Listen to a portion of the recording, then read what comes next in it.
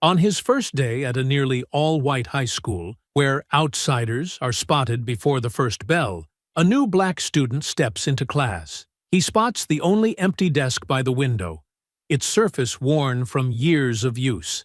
Before he can reach it, bullies in letterman jackets block his path, shove the chair aside, and smirk for their audience. They have no idea his father is a mafia boss.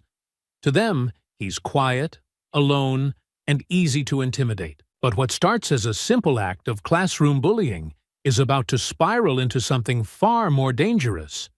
Before we go any further, comment where in the world you are watching from and make sure to subscribe, because tomorrow's story is one you don't want to miss. The fluorescent lights hummed overhead as Malik stood in the doorway of his new English classroom. His worn paperback, a dog-eared copy of Native Son, pressed against his side through the fabric of his backpack. The smell of industrial floor cleaner and graphite hung in the air, mixing with the staleness of a room that had seen decades of students pass through its doors. His eyes swept across the classroom, taking in the faded motivational posters and the bulletin board crowded with honor roll photos. Not a single face looked like his.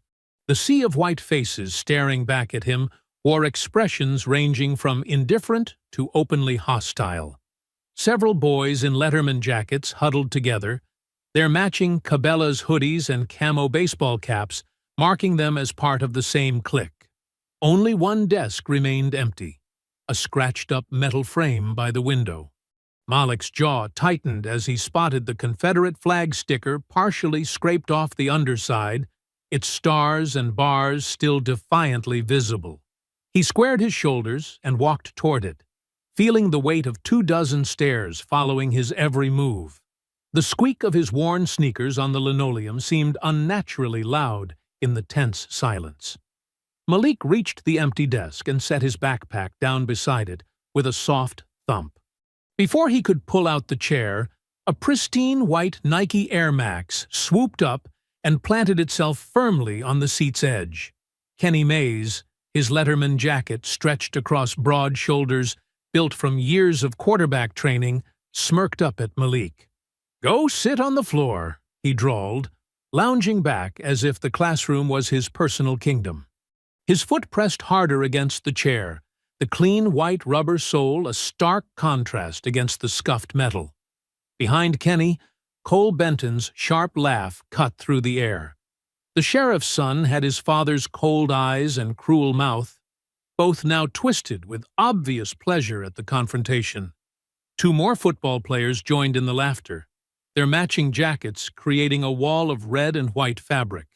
Kenny's shoe suddenly pushed forward, the rubber sole grinding against Malik's thigh.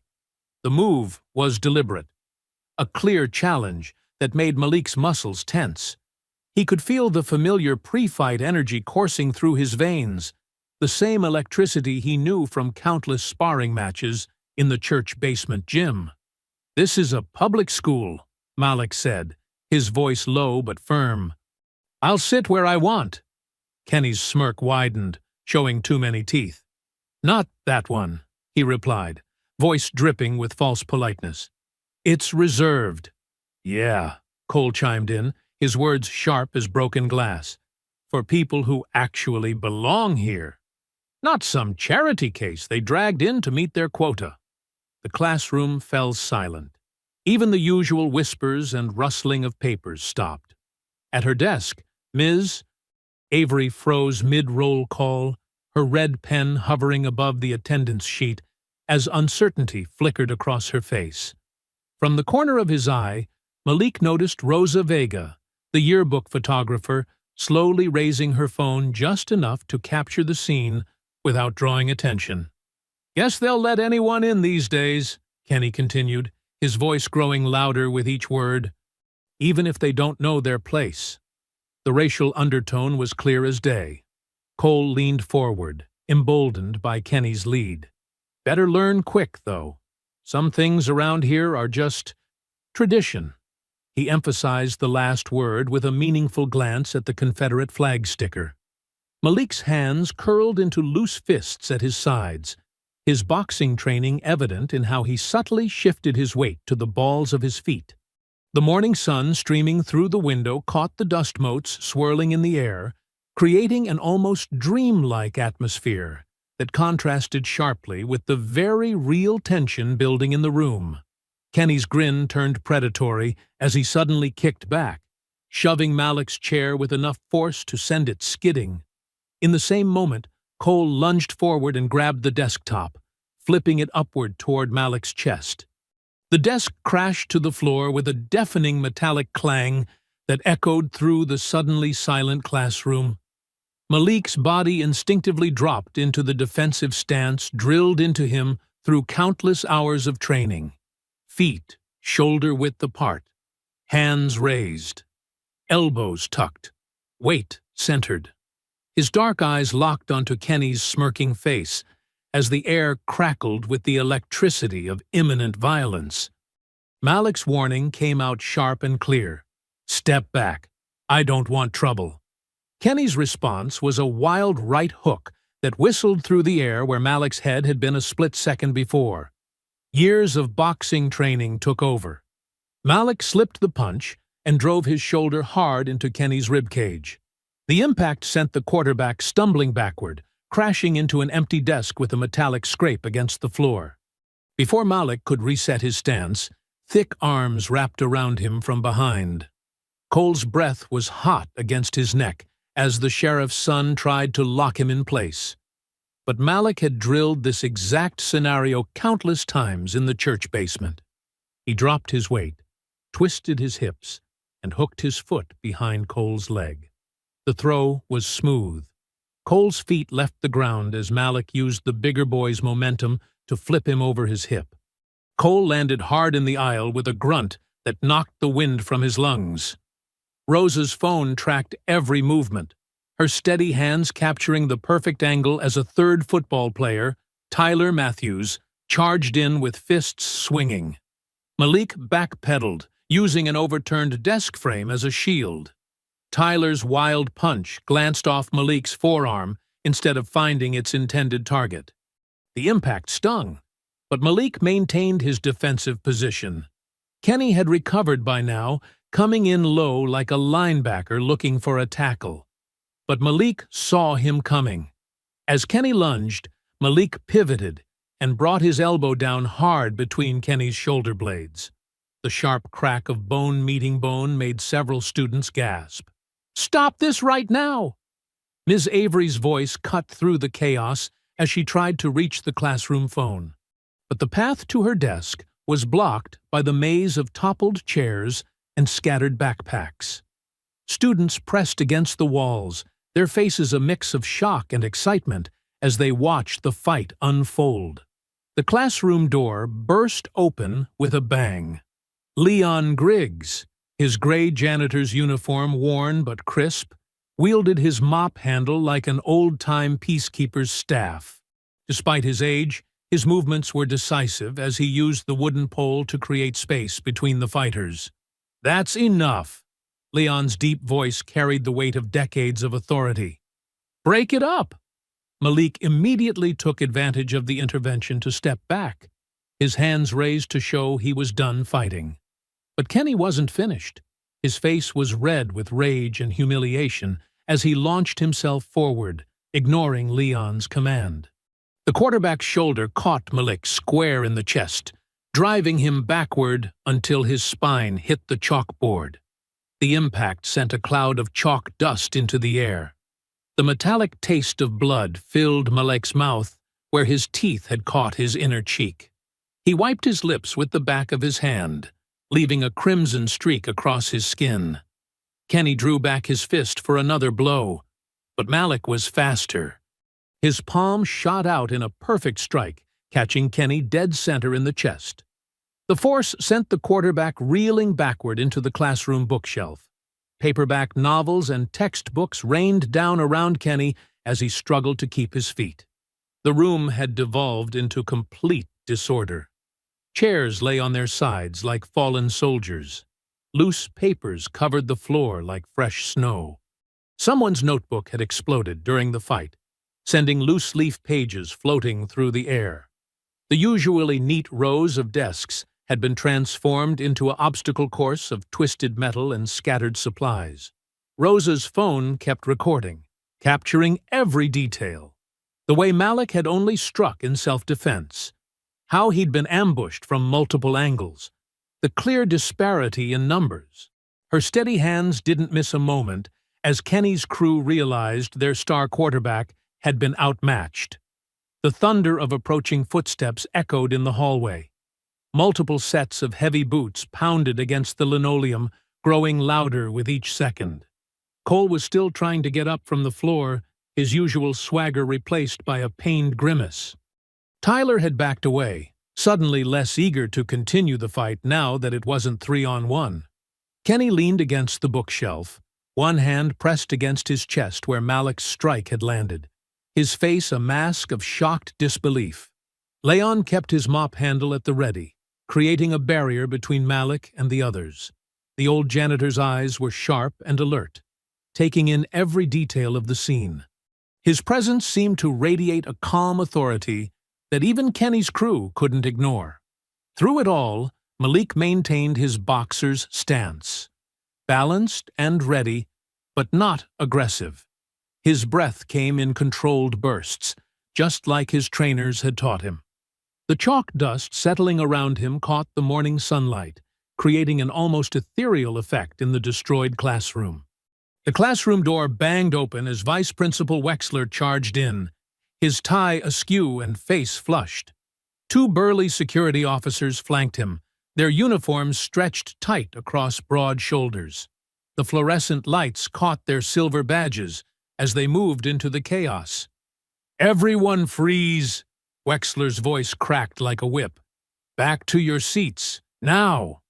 Malik kept his hands visible, breathing hard through his nose. His jaw throbbed where he'd bitten his cheek, and his white collar was torn and speckled with blood. Across the room, Kenny struggled to his feet, still holding his ribs where Malik's shoulder had connected. His trademark smirk had vanished, replaced by a venomous glare. "Mr. Carter, Mr. Mays, opposite corners," one of the officers ordered, moving between them. "The rest of you, clean up this mess and sit down." Students scrambled to right overturned desks and gather scattered papers. The tension in the room remained electric as Kenny's football teammates helped him into a chair. Cole was still moving stiffly from his fall, his usual swagger replaced by a pronounced limp. "What happened here?" Wexler demanded, his eyes sweeping the destruction. Before anyone could answer, Ms. Avery stepped forward. "Sir, Kenny and Cole prevented Malik from sitting at an open desk. They provoked—" "I want to hear from the students involved." Wexler cut her off. "Carter, Mays, nurse's office, then my office. The rest of you stay put until statements are taken." Rosa tucked her phone away, her fingers already flying across the screen as she uploaded the video. She caught Malik's eye and gave a subtle nod. He understood. She had captured everything. The walk to the nurse's office was tense, with security keeping Malik and Kenny separated.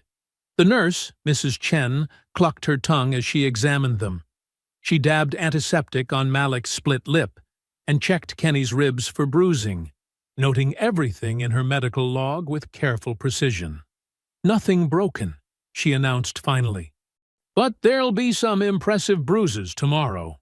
Malik sat in one of the hard plastic chairs outside Wexler's office, listening to the muffled voices inside. His phone buzzed constantly in his pocket, messages from other students sharing Rosa's live stream link. He sneaked a peek at the comments while the secretary wasn't looking. "Kenny threw first." Clear as day. New kid was defending himself. Those guys have been pulling this stuff forever. About time someone stood up to them. The support was unexpected. Malik had figured he'd be automatically cast as the aggressor, but Rosa's video told the true story. Every angle showed him trying to de-escalate until he had no choice but to defend himself. When Wexler finally called him in, the vice principal's face was tight with frustration. Kenny sat sullenly in one chair, holding an ice pack to his chest. Cole occupied another, refusing to meet anyone's eyes. "Given the circumstances," Wexler said carefully, "and the video evidence circulating online, Mr. Mays and Mr. Benton will be suspended for 3 days pending further review. Mr. Carter, consider this a warning. Violence of any kind is not tolerated at Grantham High." Malik wanted to argue that he hadn't started anything, but he kept quiet. He recognized a partial victory when he saw one. As he left the office, Ms. Avery was waiting in the hallway. She pressed a blank incident report form into his hands. "Fill this out while everything's fresh in your mind," she said quietly. "Be detailed. I saw what happened, and I'll back your account completely." Malik nodded, grateful for her support. As he tucked the form into his backpack, Leon appeared beside him, mop in hand. The old janitor's eyes were kind but fierce. "I saw it all, son," he said in his deep, measured voice. "They picked the wrong kid today. Don't you worry about what comes next." The morning sun streamed through the front doors of Grantham High as Malik pushed them open. His mother's sensible sedan idled in the pickup lane, and he could see Darlene's worried face through the windshield. His victories felt fragile. Kenny's suspension, Rose's video, the support of Ms. Avery and Leon. But they were victories nonetheless. Students whispered and pointed as he walked past, some offering subtle nods of respect. His phone buzzed again with more notifications as Rose's video continued to spread through the town's social media. The truth was out there now, undeniable and raw. Every step toward his mother's car felt lighter than the last. He had refused to back down, refused to be bullied. And for now, at least, the system had been forced to acknowledge the truth. It wasn't justice exactly, but it was a start. Darlene's knuckles were white on the steering wheel as she drove Malik home. The late morning sun filtered through the trees lining their street, casting shifting shadows across the dashboard. "I understand why you fought back," she said, breaking the tense silence. "But you have to be careful. This isn't like your old school." Malik shifted in his seat, wincing as his jaw throbbed. "What was I supposed to do, Mom? Let them push me around?" She sighed, turning onto their street. "No, baby. You did what you had to do. I'm proud you stood your ground. She parked in their driveway and turned to face him. "We moved here for a fresh start. I don't want things getting complicated." Inside their small ranch house, Darlene wrapped ice in a dish towel while Malik sat at the kitchen table. The familiar scent of her signature pot roast filled the air. Comfort food for a hard day. "Hold this against your jaw," she instructed, handing him the makeshift ice pack. 20 minutes on, 20 off. His phone buzzed again, the 15th time in the last hour. Malik checked the screen, seeing another message from Rosa with a screenshot of her video's view count. It had passed 5,000. "People are sharing it everywhere," he told his mother. "Most of them are on my side." Darlene spooned pot roast onto their plates, adding extra carrots to Malik's portion. "That's good, but don't let it go to your head. Eat your dinner while it's hot." They ate in companionable silence, the only sound the gentle clink of forks against plates and the steady hum of the window air conditioner. Malik's phone continued its irregular symphony of notification sounds. After dinner, Malik sprawled on the living room couch with his geometry homework, though he couldn't focus on the problems. His social media feeds were exploding with support. Fellow students sharing Rosa's video and calling out Kenny's crew for their behavior.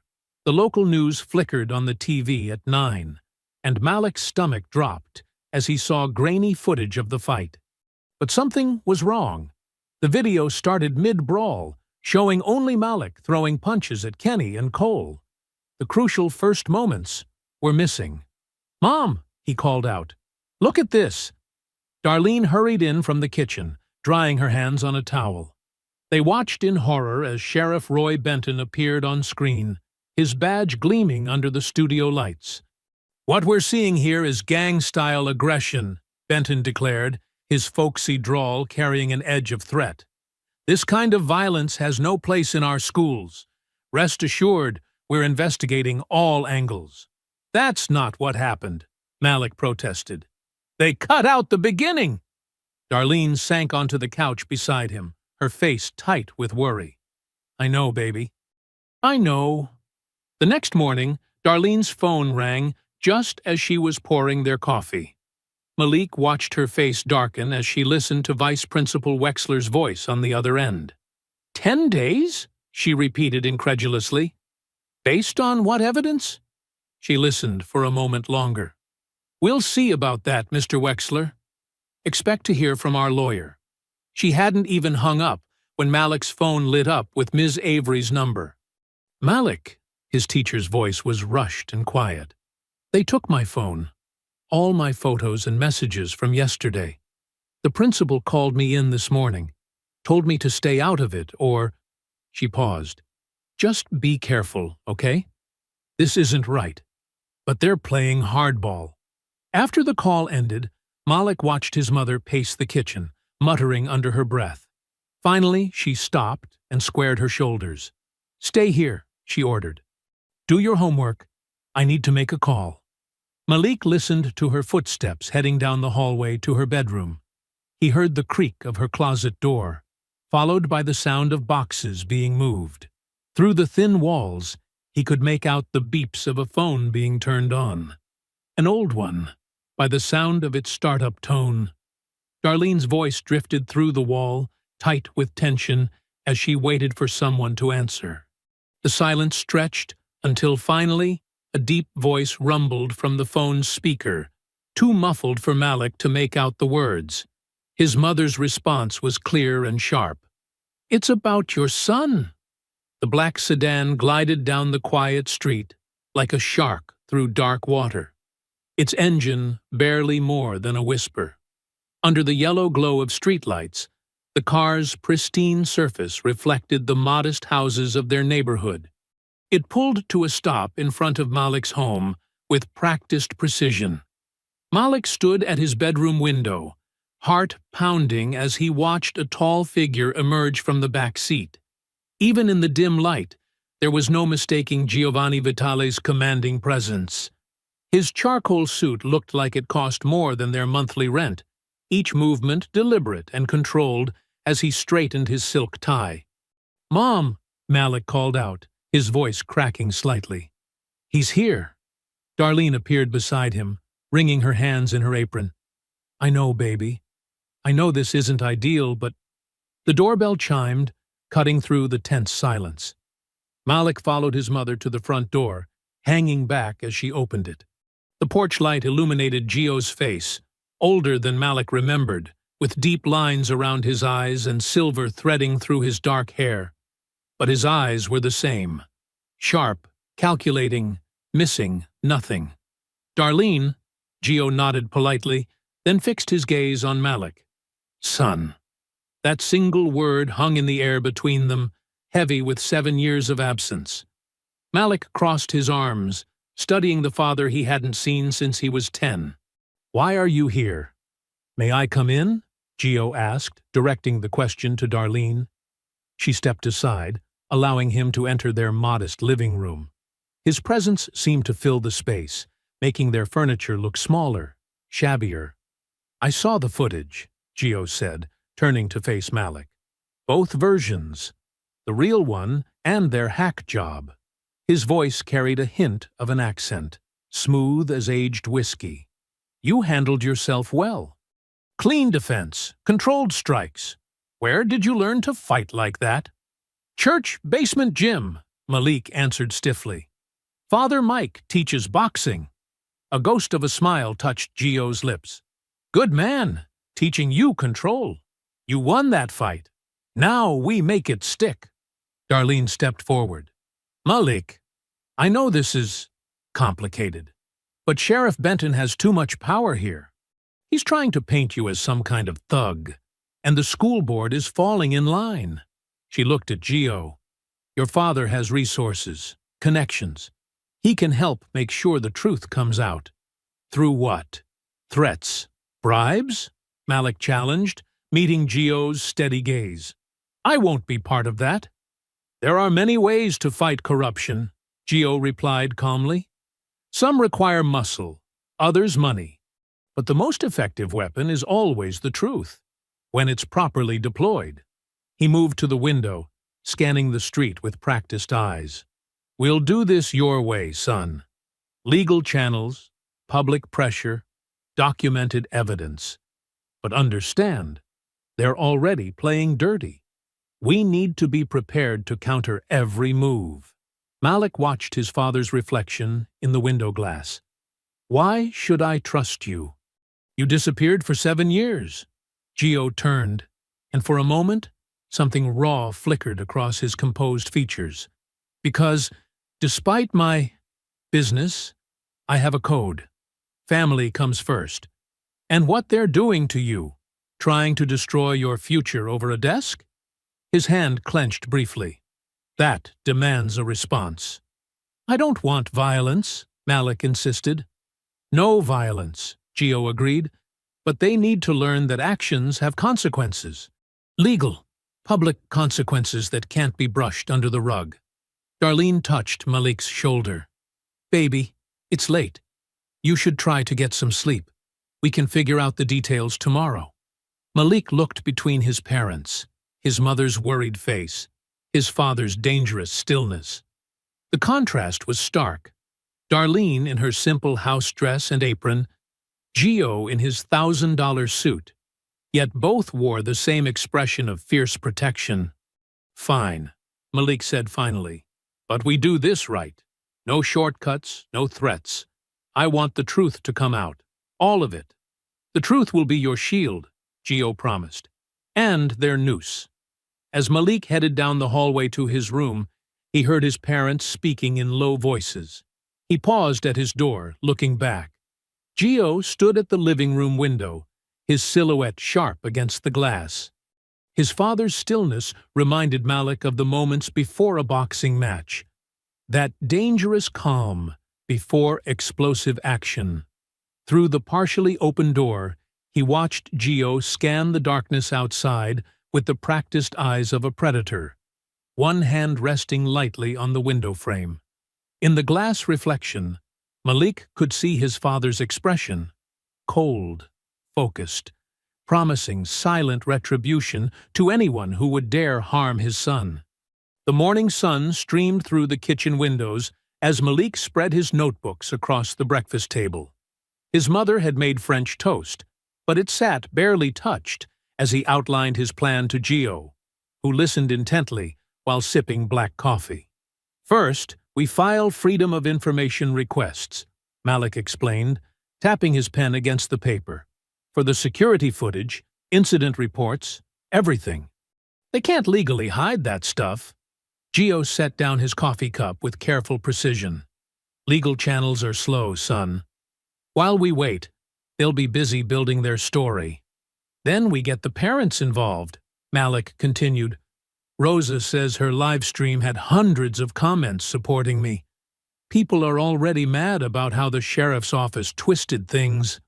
Public pressure has value, Gio acknowledged, straightening his silk tie. But someone gave that edited footage to the news. Someone who knows how to bury inconvenient truths. Darlene placed more French toast on the table, her movements anxious.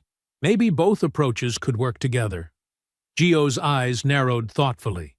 The person who doctored that video, they'll have connections, patterns. One conversation with them could save weeks of paperwork.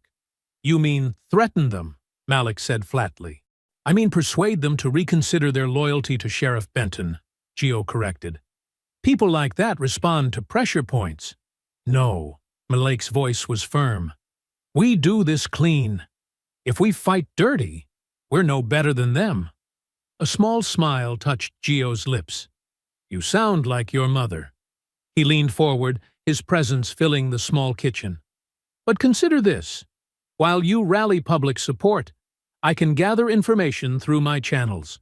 No threats, no violence, just strategic conversations. Malik studied his father's face, searching for deception. You'll stay in the background? Like a shadow, Gio promised. You lead the charge. I'll be your insurance policy. After breakfast, Malik met Ms. Avery and Rosa at the Daily Grind, a coffee shop far enough from school to avoid unwanted attention. The place smelled of roasted beans and cinnamon, with local art covering exposed brick walls. Ms. Avery looked tired, dark circles under her eyes. She glanced around before pulling a manila envelope from her bag.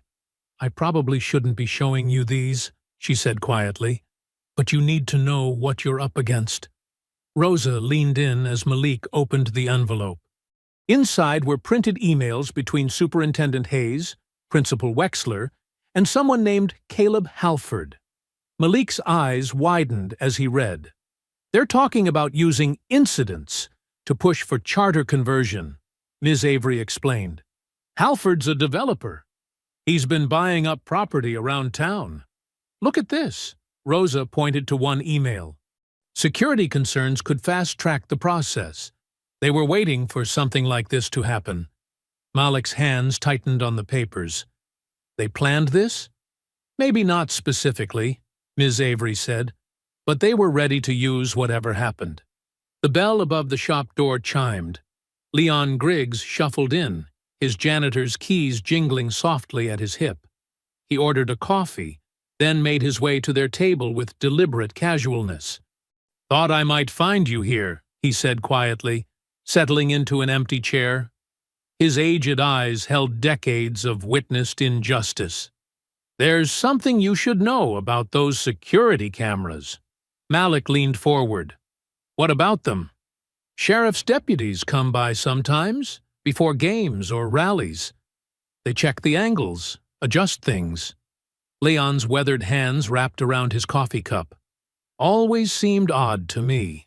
So I started keeping track of when they'd visit, and what happened after. And, Rosa prompted, fights break out in those spots. Like clockwork. Leon's voice was barely above a whisper. But the cameras never quite catch how they start.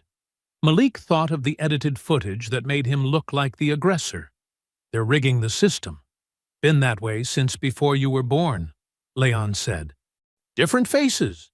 Same game. They spent another hour reviewing the emails, making notes, building their case. Ms. Avery marked key passages that showed the pattern. Rosa researched Halford's other development projects, finding a trail of suspicious school conversions. When they finally packed up to leave, Malik felt energized despite the weight of what they'd learned. He had evidence now, real proof of corruption. His father's connections wouldn't be necessary after all. Outside, the afternoon sun cast long shadows across the parking lot.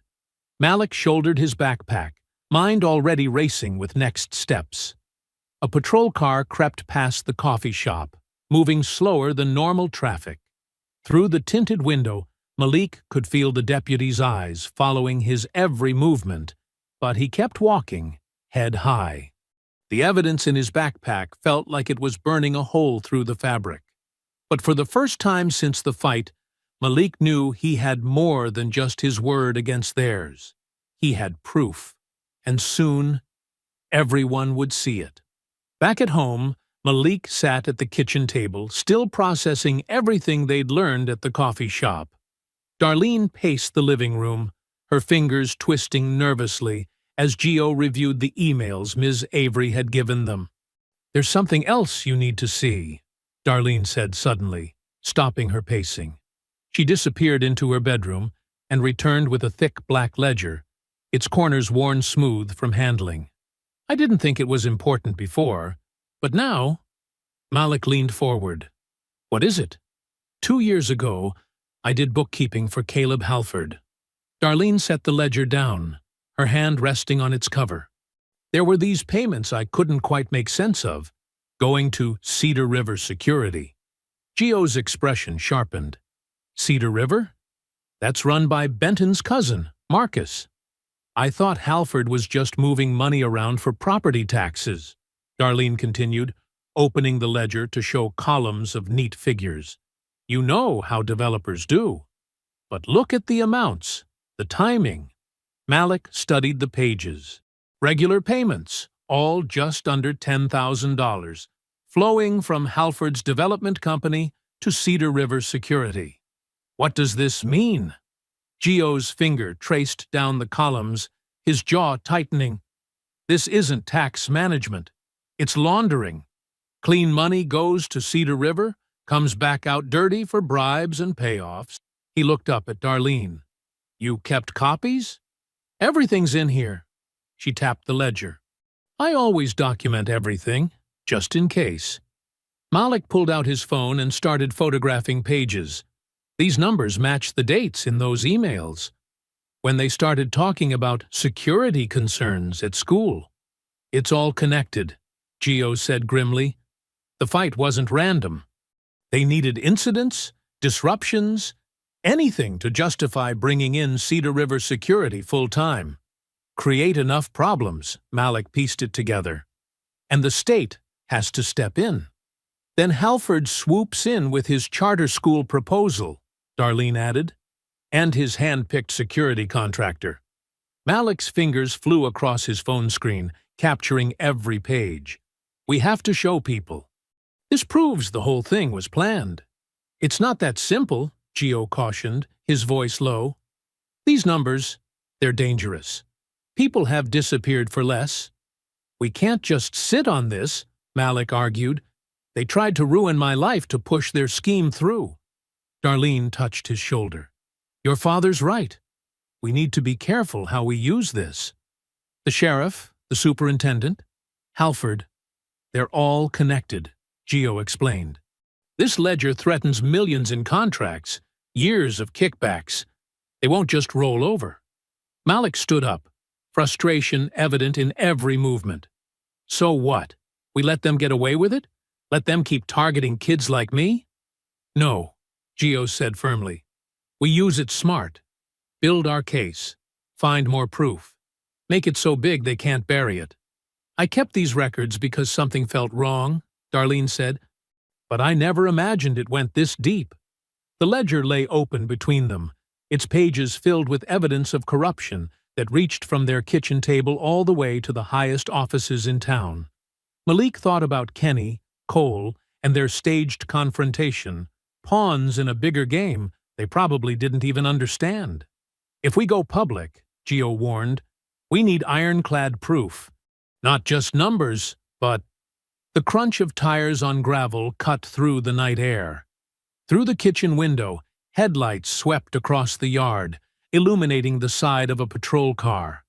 Malik's heart jumped as he recognized the distinctive shape of a campaign hat in the driver's seat. Sheriff Benton, Darlene whispered, her face pale. Heavy boots stepped onto gravel. The beam of a flashlight played across their front windows. Each step of the sheriff's measured stride toward their porch echoed like a countdown.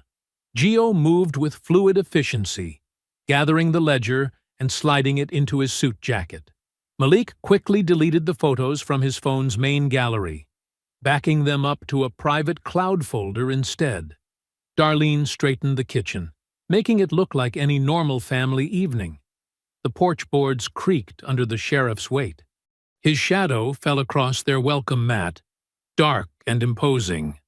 They could see his silhouette through the frosted glass of their front door, hand raised to knock. Sheriff Benton's knock echoed through the house. When Darlene opened the door, he filled the frame, 2 deputies flanking him on the porch. "Evening, Ms. Carter." Benton's smile didn't reach his eyes. "Got some business with your boy." "What business?" Darlene's voice was steady, but her hands gripped the doorframe. "New evidence has come to light in the assault case." Benton adjusted his gun belt. "We're here to take Malik into custody." Malik stepped forward, his heart pounding. "What new evidence?" "The surveillance footage shows you attacking 3 students without provocation." Benton nodded to his deputies. "Felony assault charges have been filed."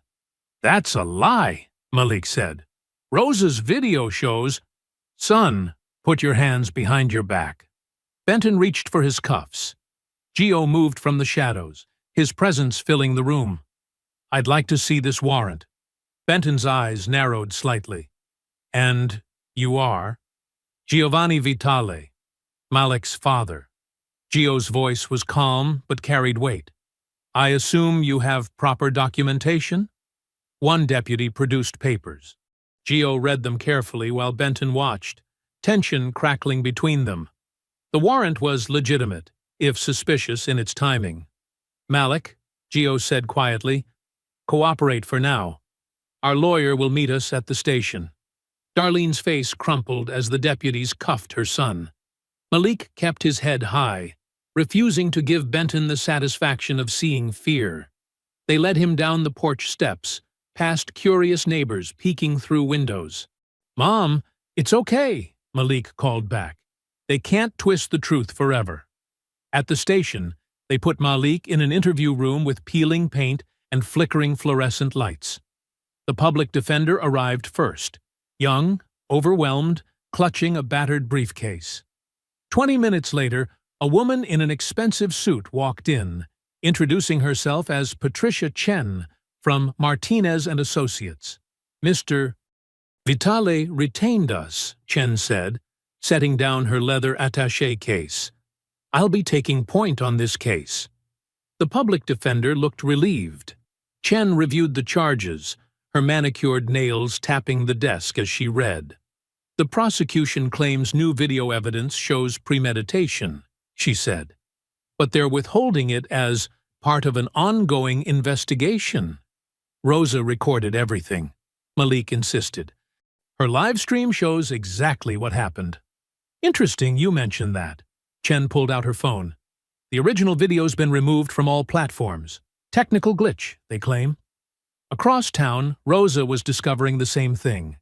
After deputies had examined her phone for evidence, her footage had vanished. Not just from social media, but from her device entirely. The backup she'd thought was safe in the cloud was corrupted, showing only static. Meanwhile, Gio's driver, Tony, sat in an unmarked car watching Deputy Myers leave the station. The deputy's cruiser wound through back roads to a decrepit fishing shack by the river. Tony filmed as Myers met a man in a Cedar River security jacket. Money changed hands. A USB drive disappeared into Myers's pocket. In the courthouse the next morning, Judge Martinez looked uncomfortable. The prosecution's case seemed solid on paper, but something felt off. Chen methodically pointed out inconsistencies, timeline issues, and the convenient disappearance of exculpatory evidence. Your Honor, Chen said, the state's case relies entirely on selective editing and vanishing footage. My client has strong community ties and no prior record. We request release pending the hearing. The judge studied Malik, then glanced at Gio sitting in the gallery. Everyone knew who Vitale was, even if they couldn't prove anything. But this wasn't about the father. It was about a teenager with clean grades and legitimate questions about the evidence against him. Given the circumstances, Judge Martinez said, I'm granting release with standard conditions. But, she fixed the prosecution with a stern look, I expect full disclosure of all video evidence at the hearing. Malik walked out of the courthouse into bright sunlight. Gio waited by his car, face unreadable. From the station steps across the street, Sheriff Benton watched them, a small smile playing at his lips. He looked like a man who'd lost a skirmish but expected to win the war. They're playing a dangerous game, Gio said as Malik approached. Good thing we know how to play too, Malik replied, refusing to look at Benton's smirking face. The car door opened smoothly on expensive hinges. Before getting in, Malik squared his shoulders, letting Benton and anyone else watching see that handcuffs and holding cells hadn't broken him. They'd tried to make him small, to make him afraid. Instead, they'd just made him more determined to expose their whole corrupt system. The next afternoon, Malik, Rosa, and Ms. Avery huddled at a corner table in the public library, speaking in whispers between the towering shelves. Ms. Avery's hands trembled slightly as she wrapped them around her paper coffee cup. They called at 3 a.m, she said, her voice tight. Said they knew where I lived. where my mother lived in Florida. Said teachers who can't keep quiet end up without jobs, or worse. Rosa leaned forward, her dark eyes flashing with anger. We need to report this. To who? Malik asked. The sheriff's department? Ms. Avery shook her head. I filed a complaint online with the state police, but honestly, I'm scared. She pulled out her phone, showing them a string of text messages from blocked numbers. Each one was more threatening than the last. You could stay with us, Malik offered. My mom wouldn't mind. I appreciate that, but I can't let them drive me from my home. Ms. Avery straightened her shoulders. We need to focus on getting the truth out. I've been documenting everything. A commotion near the front desk interrupted them. The librarian was answering her phone, her face growing pale. What? When? She turned toward their table. Ms. Avery. Your house? There's a fire. They raced outside. Smoke was visible rising above the trees just a few blocks away. Ms. Avery's legs gave out. Malik and Rosa caught her arms, helping her into Rosa's old Honda. They sped through the quiet streets, Rosa taking corners too fast. When they arrived, flames were already shooting through Ms. Avery's roof. She stumbled from the car in her sensible flats, watching helplessly as firefighters battled the blaze. The heat was intense even from across the street, and the acrid smell of burning plastic filled the air. Everything, she whispered. All my lesson plans, my mother's photos, my cat. Her voice broke. A firefighter approached, leading a soot-covered orange tabby. Found this little guy hiding in the basement window well. Ms. Avery clutched her cat, tears cutting tracks through the ash that had settled on her face. Neighbors gathered on their porches, murmuring and pointing. Some brought blankets, offered spare rooms. Malik called his mother. Within minutes, Darlene's car pulled up. She took one look at Ms. Avery standing barefoot in the street with her smoke-smelling cat and said, You're staying with us. No arguments. Back at their house, while Ms. Avery showered and borrowed clean clothes, Malik and Darlene went to check the ledgers. Darlene opened her bedroom closet, reached behind a row of hanging clothes, and froze. They're gone. Her voice was hollow. She pushed hangers aside frantically. The whole box is gone. Malik's stomach clenched. Without those ledgers, they had no proof of the payments between Halford and Cedar River Security. No evidence of the corruption. But Darlene's fear transformed into a small, fierce smile. She went to her dresser, opened her jewelry box, and removed a false bottom. From the hidden compartment, she pulled out a tiny thumb drive. I didn't trust paper, she said. Not after working for Halford. I photographed every page the day after I quit 3 years ago. High-resolution shots of every transaction, every note in the margins. Malik took the drive, turning it over in his hands. It was smaller than his thumb, but it held enough evidence to expose years of kickbacks and fraud. He slipped it into his pocket, patting it to make sure it was secure. Moving to the window, he peered through a gap in the curtains. A dark sedan was parked halfway down the block, its engine running. The streetlight gleamed dully off its tinted windows. Behind him, he could hear Ms. Avery talking softly to her cat in the guest room, Darlene making up the bed with fresh sheets. Normal sounds that felt surreal against the weight of the thumb drive in his pocket and the watchful presence of the car outside. The fire had been a message. The stolen ledgers were a warning. But somehow, their enemies had underestimated Darlene's foresight and Ms. Avery's determination. They thought they were dealing with a troublemaking student, a nosy teacher, and a single mom. Instead, they'd created a team that grew more dangerous with each attack. Rosa texted, Fire marshal saying electrical fault. BS. You okay? Malik typed back, Safe. Ms. A with us. Got evidence they tried to steal. Call you tomorrow. He watched the idling car, memorizing its shape and position. Whatever came next, they had to move carefully. One wrong step, and it wouldn't just be a house fire or stolen papers. But they had the truth now, safely digitized and hidden. All they needed was the right moment to use it. The cat wandered over, rubbing against his legs. From the street, the flash of brake lights suggested the watching car was finally leaving. Malik let the curtain fall back into place, feeling the hard edges of the thumb drive press against his leg through his pocket. Their evidence was safe, even if they weren't. In the kitchen, Darlene was making tea, the familiar routine a thin cover for her tension. Ms. Avery sat at the table, her wet hair wrapped in a towel, looking small in borrowed clothes, but her eyes were steel when she looked up at Malik. "They think they can scare us into silence," she said quietly. "They have no idea who they're dealing with." Rosa burst through the front door early the next morning, her backpack stuffed with papers and her laptop balanced precariously on top. Her dark hair was messy from the wind, and she hadn't even bothered with her usual camera gear.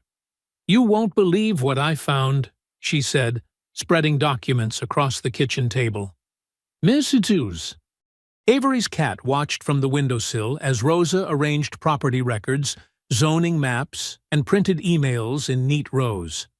Malik leaned over the papers, still nursing his first cup of coffee. "What are we looking at?" "Property transfers." Rosa pointed to highlighted sections. "Look at the dates. Halford's company has been quietly buying up land around the school for months. But this is the big one." She tapped a document dated just 2 weeks ago. "He's got an option to purchase the athletic fields. All of them. Football stadium, baseball diamond, track, everything."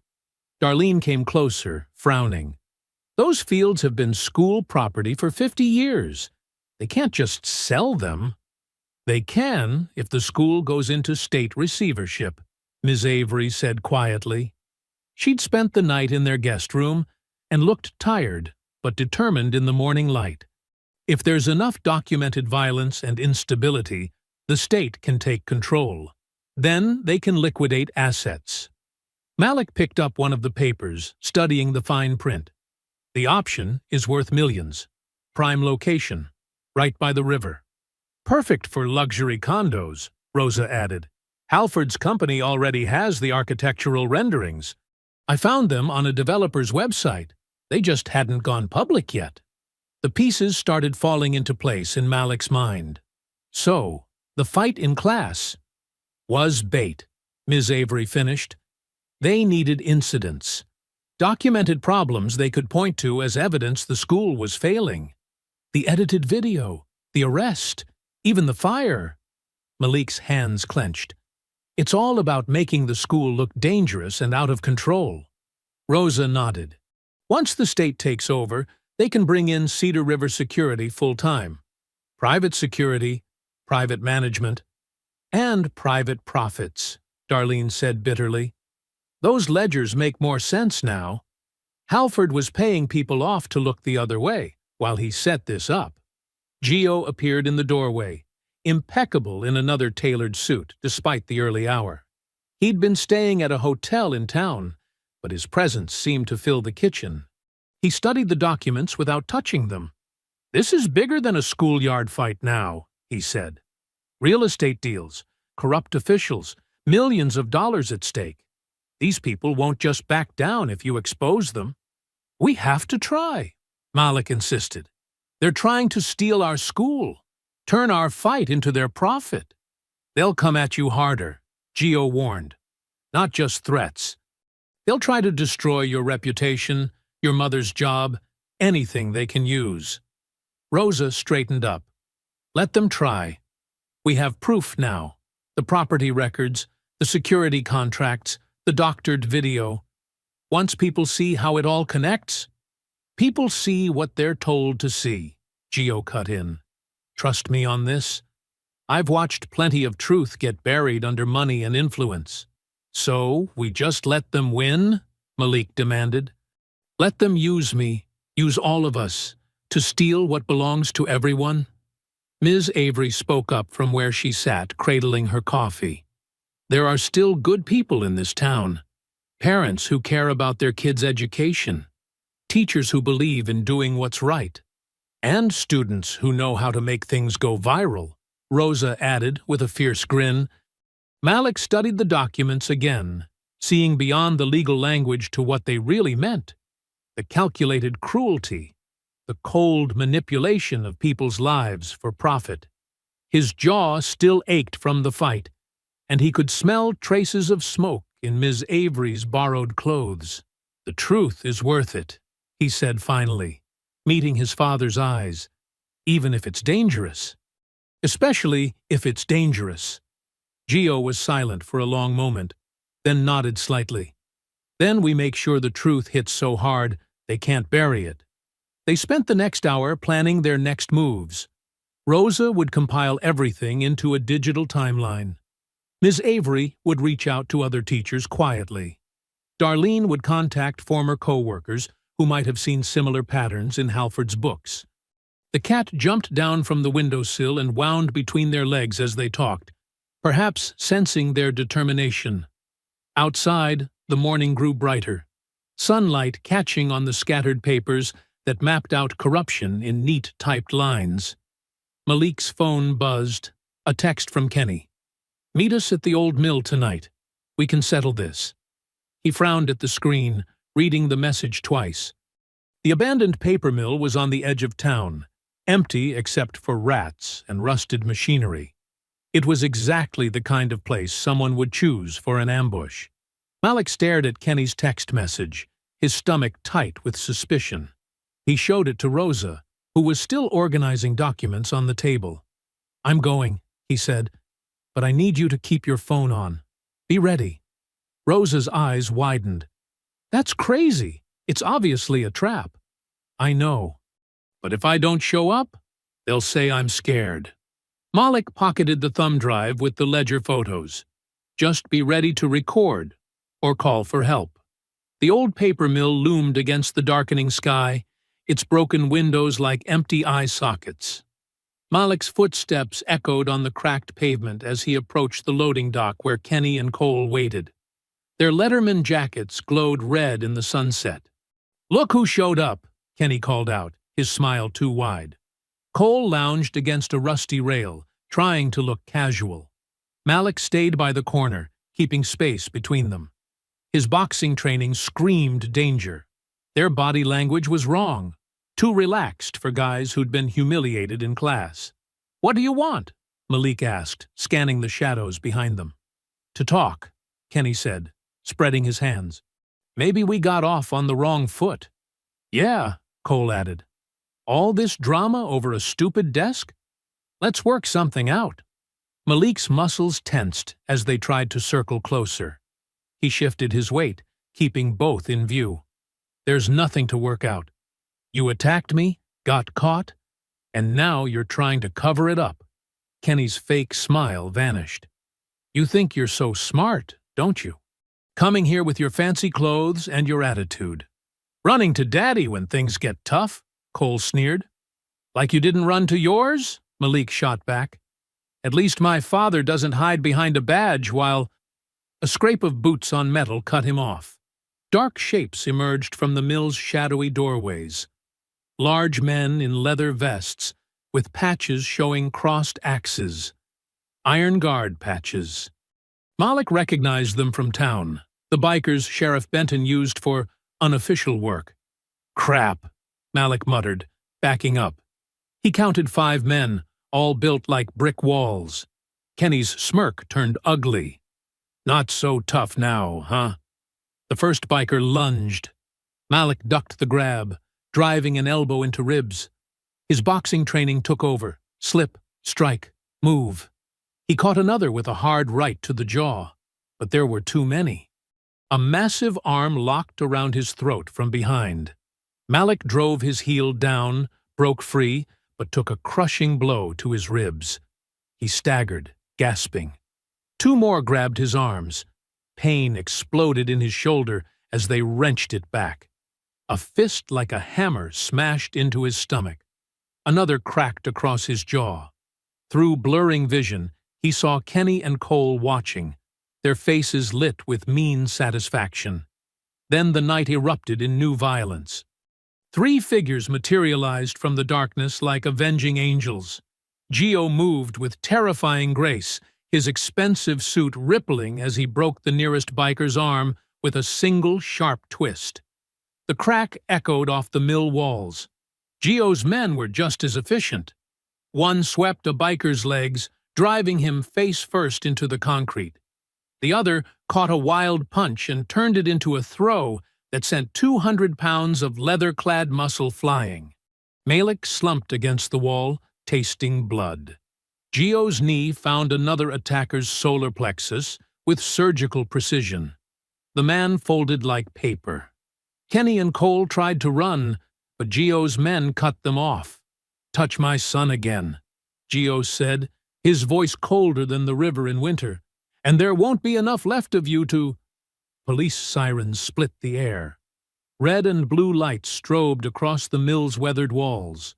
Sheriff Benton emerged from his cruiser, deputies fanning out behind him. "Well, well," Benton drawled, taking in the scene with obvious satisfaction. "Looks like we caught ourselves a mobster threatening minors." "They jumped my son," Gio said quietly. "That's not how these fine citizens tell it." Benton nodded to the bikers picking themselves up. "They say you came here looking for trouble, making threats." Deputies moved in with handcuffs. Gio didn't resist, but his eyes found Malik's. A silent message passed between them. "Stay strong, stay smart. Giovanni Vitale, you're under arrest for witness intimidation and aggravated assault," Benton announced, loud enough for the gathering crowd of deputies to hear. "Get him out of here!" They led Gio to a cruiser. Kenny and Cole smirked from behind Benton's bulk. The bikers melted away into the shadows, their job done. Malik stayed where he'd fallen, ribs screaming with each breath. No one offered to help him up. No one called an ambulance.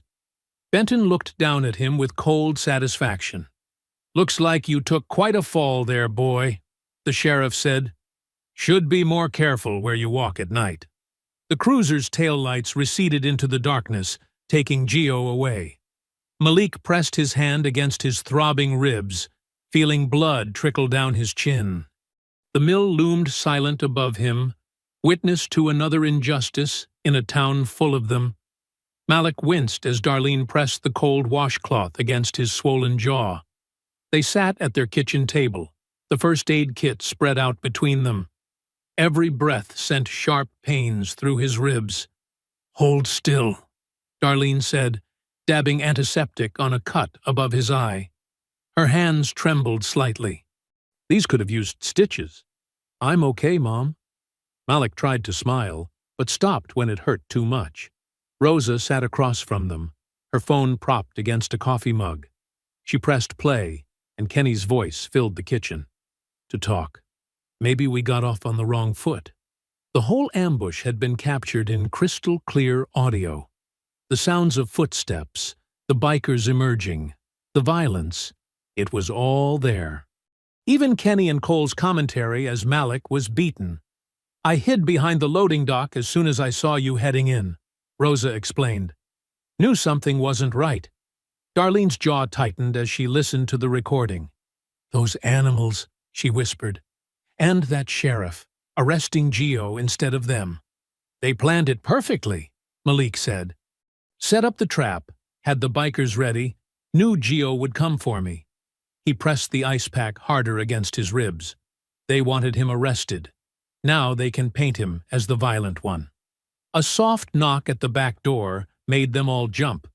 It was Leon, still in his janitor's uniform despite the late hour. He stepped into the kitchen, his weathered face creasing with concern when he saw Malik's injuries. "Lord have mercy," he muttered. "They worked you over good, didn't they?" Malik nodded carefully. "But we got proof this time. Rosa recorded everything." "That's good." Leon reached into his pocket. "But I got something better." Metal clinked as he set an ancient key ring on the table. Dozens of keys, large and small, hung from the main loop. "What are those for?" Rosa asked. Every door in Grantham High. Been carrying them 30 years. Leon's eyes held a fierce light. Including the records room, the one they think is locked tight. Malik leaned forward despite his aching body. What's in there? Everything, Leon said simply.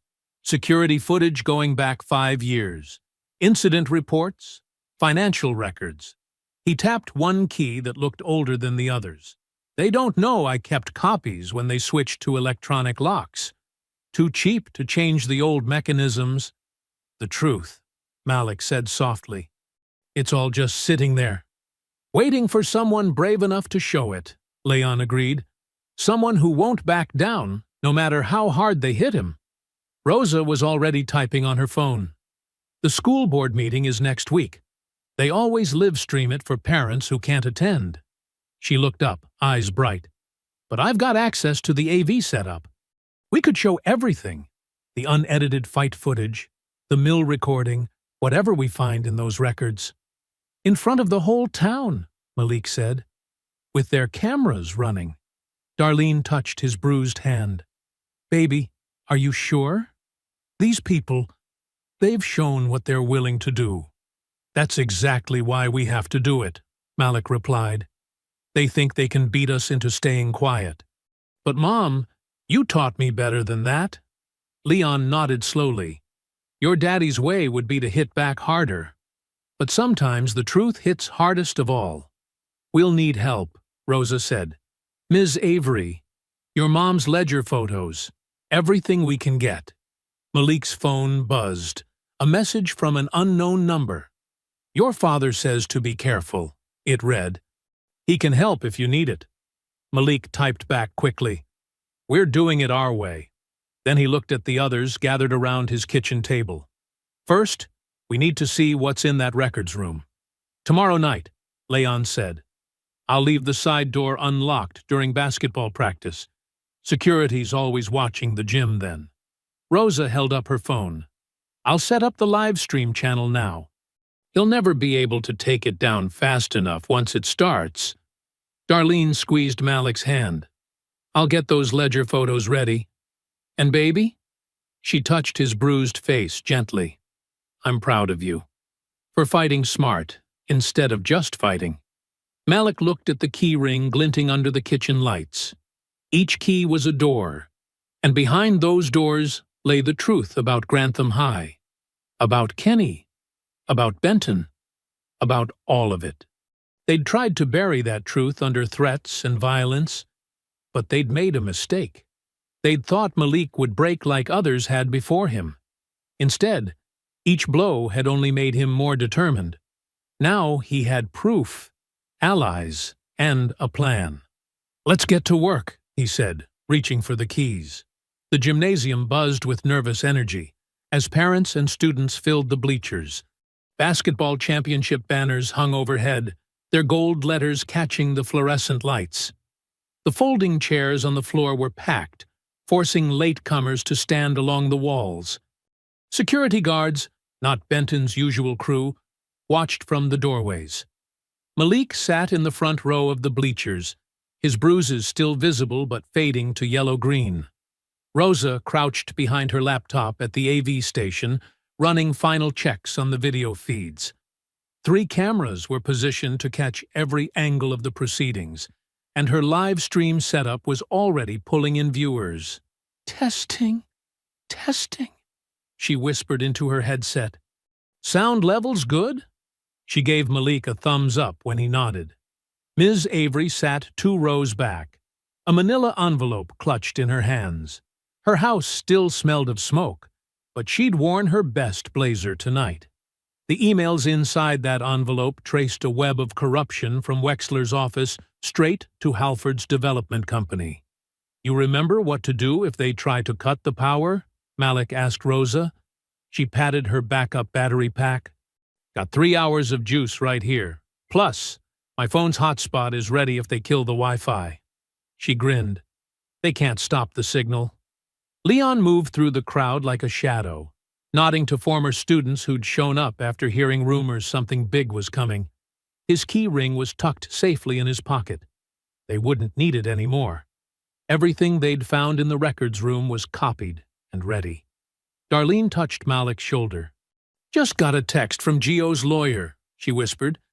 "He made his call. The investigator's on his way." Malik remembered visiting his father in jail yesterday. Through the glass partition, Gio had looked perfectly composed despite his orange jumpsuit. "Sometimes," he'd said, "you don't need muscle to win. You just need the right audience." The crowd's murmur dropped as Superintendent Hayes walked in, her heels clicking on the hardwood. She took her place at the center of the board table, flanked by other members in their business suits. They looked like executives about to announce layoffs, not educators discussing children's futures. Principal Wexler hurried to whisper something in Hayes's ear. She frowned, then tapped the microphone. "Due to technical difficulties, we'll be conducting tonight's meeting without the usual video stream." Rosa's fingers flew across her keyboard. "Too late," she muttered. "We're already live. 200 viewers and climbing." Malik felt the flash drive in his pocket, heavy with truth. The unedited security footage showed everything.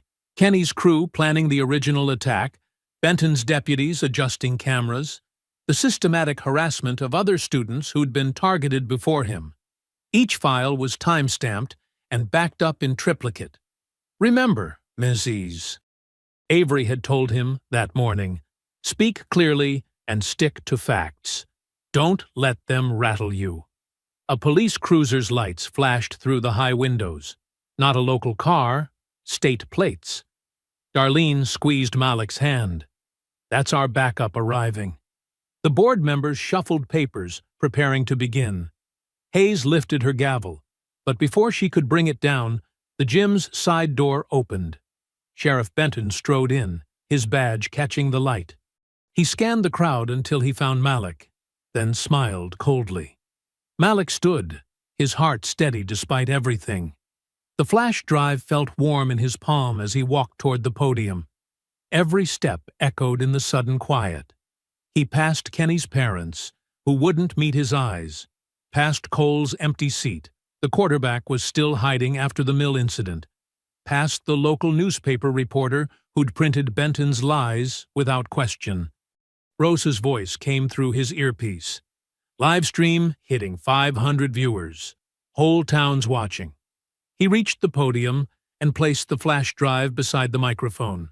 Behind him, he heard Ms. Avery opening her envelope, Darlene unfolding the ledger photos, Leon shifting forward in his seat. They were ready. The gymnasium fell silent as Hayes prepared to begin the meeting. Malik's fingers rested on the flash drive, one small piece of plastic that would change everything. Through the windows, he could see more state vehicles arriving, their lights painting the parking lot in red and blue. The truth was no longer trapped in locked rooms or buried in doctored footage. It was here, in this gym, ready to break free. They'd tried to teach Malik his place, tried to make him accept their lies. Instead, he'd learned a different lesson. Sometimes justice just needs a spotlight. Hayes raised her gavel one final time. Malik stepped up to the microphone. Hayes's gavel struck the wooden block, but Malik was already speaking. "Before we begin tonight's agenda, I have evidence of systematic corruption in our school system." His voice carried through the microphone, clear and steady. The projector hummed to life, casting a bright rectangle on the wall behind the board members. The unedited security footage began to play, showing Kenny and Cole approaching Malik's desk that first day. Unlike the cropped version Benton had released, this showed everything. The Confederate flag sticker, Kenny's first shove, Cole flipping the desk. The sound of Malik's backpack hitting the floor echoed through the gym's speakers. Gasps rippled through the crowd as the violence unfolded. Parents covered their mouths watching Kenny throw the first punch, seeing how Malik defended himself against 3 attackers. Ms. Avery's calls for help were clear on the audio. The full context changed everything. "This is the real footage," Malik said. "Not the edited version Sheriff Benton gave to the news." He clicked to the next file. And here's why it was changed. Email headers flashed across the screen. Messages between Superintendent Hayes, Principal Wexler, and Caleb Halford detailed their plan. Words like incidents, security concerns, and state intervention jumped out in highlighted yellow. They needed the school to look dangerous, Malik continued, his voice growing stronger. Because Mr. Halford here had already arranged to buy our athletic fields once the state took control. He nodded to Darlene, who stood and held up enlarged photos of the ledger pages. These are records of payments from Cedar River Security to various officials, laundered through shell companies. The gymnasium erupted in angry murmurs. Hayes banged her gavel repeatedly. "This is out of order! Security! Shut down that projector!" The double doors burst open. Sheriff Benton strode in with Halford and several deputies. "This meeting is now a crime scene," Benton announced. "Everyone stay seated while we secure potential evidence." But the crowd was already on their feet, shouting questions. Parents pressed forward, phones recording everything. Rosa's fingers flew across her keyboard, making sure every second streamed live to the thousands now watching online. Suddenly, 3 men in leather vests pushed through the crowd, Iron Guard members playing their part in Benton's scheme. They charged toward the stage where Malik stood. The first one reached for the laptop. Malik grabbed a fire extinguisher from the wall and pulled the pin. White chemical powder blasted into the biker's face, creating a choking cloud. The man stumbled backward, crashing into his partners. Leon appeared like a ghost in the chaos, his mop handle spinning with the skill of decades. He caught one guard in the stomach, another across the shoulders. Parents surged forward, forming a wall between the students and Benton's men. "The files are already uploaded," Rosa shouted over the noise. "You can't delete them anymore." Through the gym's windows, emergency lights painted the scene in strobing red and blue. State police vehicles squealed into the parking lot.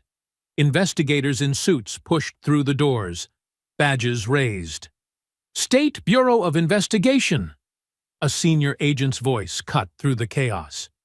"Everyone freeze! This is now a state-level investigation." The Iron Guard members tried to slip away, but parents blocked the exits. Deputies looked uncertainly at Benton, who had gone pale. Halford was already backing toward a side door when 2 agents intercepted him. The lead investigator reached the stage, speaking into his radio. "Evidence team, secure those computers. Nothing gets deleted." He turned to Malik. "Young man, we got a very interesting call about tonight's meeting. I think you have some files we need to see." Malik stood straight at the podium, his voice carrying over the settling crowd. The live stream counter showed over 10,000 viewers. Everything they'd discovered was now impossible to hide. "You told me where I could sit," he said, looking directly at Kenny's parents, then at Benton, Hayes, and finally Halford. "Now we all see where you've been sitting. And on whom."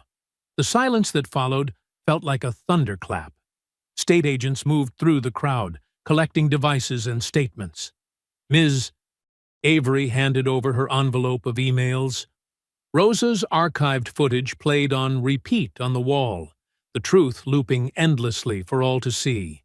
The gymnasium that had witnessed so many games, victories, and defeats now held a different kind of score settling. Parents hugged their children. Students filmed everything on their phones.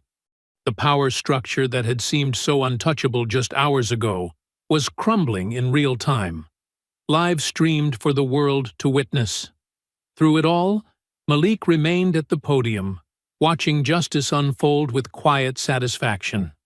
The flash drive that had started it all sat innocently beside the microphone, its small light blinking steadily like a beacon in the storm.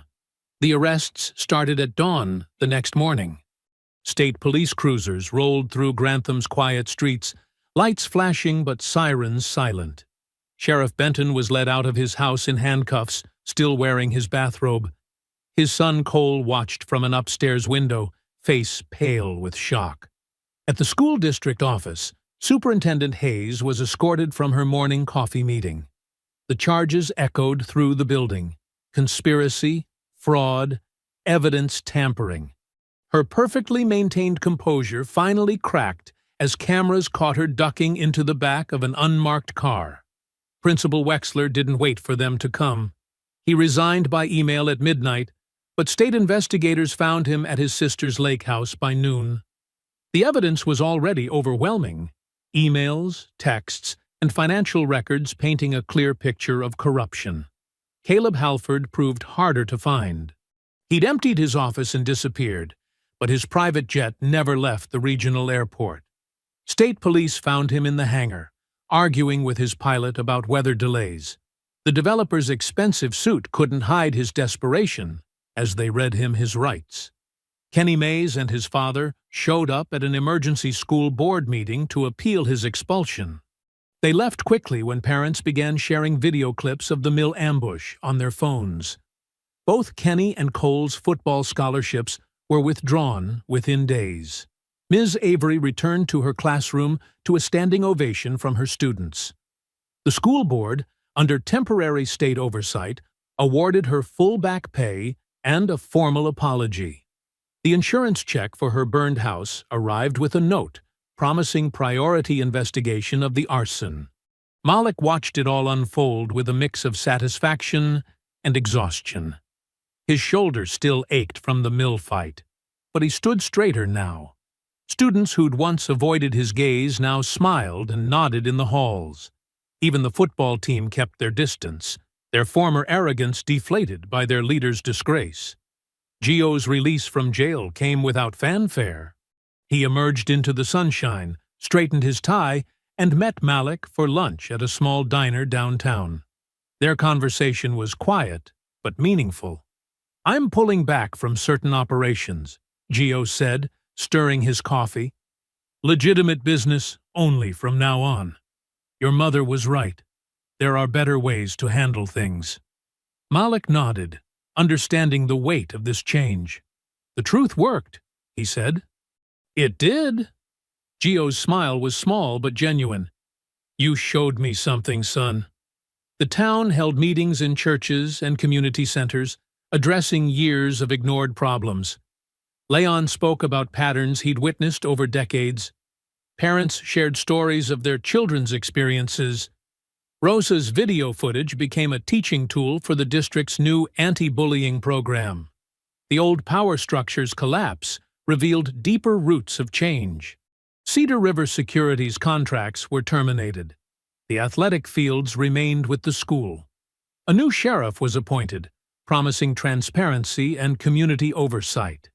In the third-floor English classroom, the desk that had sparked everything sat empty for weeks. Students would glance at it during class, but no one claimed it as territory. The Confederate flag sticker was gone, replaced by fresh paint and possibility. When the new school year began, Malik arrived early on the first day. The hallways still held that floor wax smell, but something felt different, lighter. He walked into Ms. Avery's classroom and paused in the doorway, taking in the scene. New posters covered the walls, diverse authors, protest poets, voices of change. The honor roll board now showed faces of every color. Morning sunlight streamed through clean windows, making the room glow. Malik moved to the desk by the window, his steps unhurried. A small brass plate caught his eye, newly mounted on the desktop. The engraving was simple but powerful. "Open to all." He ran his fingers over the letters, feeling their permanence. Rosa came in, camera hanging around her neck as always. She chose a desk 2 spaces over, unpacking her notebook with a quiet smile. Other students filtered in, filling the room with casual chatter. No one stared or whispered when Malik sat down. Movement in the hallway drew his attention. Gio stood just outside the door, wearing one of his immaculate suits. Their eyes met briefly. His father gave a single, dignified nod. pride without possession, approval without control. Then he turned and walked away, footsteps fading into the school's morning bustle. Malik settled into his seat as Ms. Avery began taking attendance.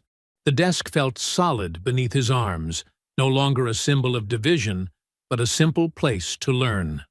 Through the window, he could see Grantham spreading out below the school hill, its streets and buildings bathed in new day's light.